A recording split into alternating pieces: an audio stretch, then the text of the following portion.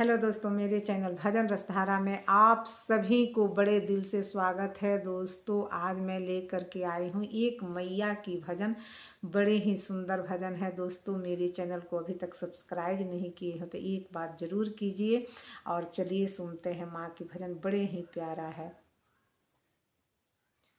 हमार मन सा मैया कहिया पुरैबू, हमार मन सा मैया कहिया पुरैबू, हमार मन सा मैया कहिया पुरैबू।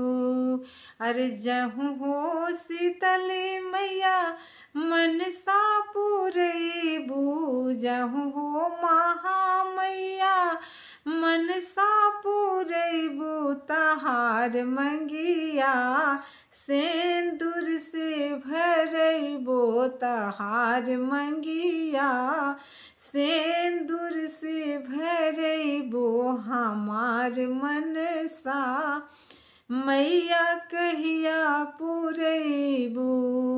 अरे जहूँ हो दुर्गा मैया मन सा पुरैबू, तहार गरवा हरवा पहिरैबो, तहार गरवा हरवा पहिरैबो, हमार मन सा मैया कहिया पुरैबू, हमार मन सा। जहूँ हो महामैया गोदिया भरैबू, जहूँ हो महामैया गोदिया भरैबू, तहार डरवा चुंदरी पहिरैबो, तहार डरवा चुंदरी पहिरैबो, हमार मन सा मैया कहिया पुरैबू, हमार मन सा। जहूँ हो दुर्गा मैया मन सा पुरैबू, तहार हथवा कंगना पहिरैबो, तहार हथवा कंगना पहिरैबो, हमार मन सा मैया कहिया पुरैबू, हमार मन सा।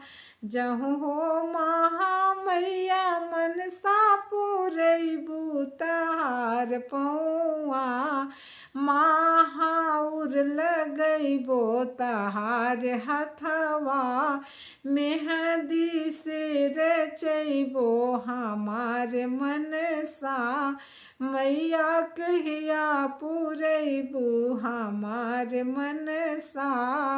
जहूँ हो काली मैया मन सा पुरैबू, तहार खोइछा पुड़िया से भरैबो, तहार खोइछा चाना से भरैबो, हमार मन सा मैया कहिया पुरैबू, हमार मन सा मैया कहिया पुरैबू।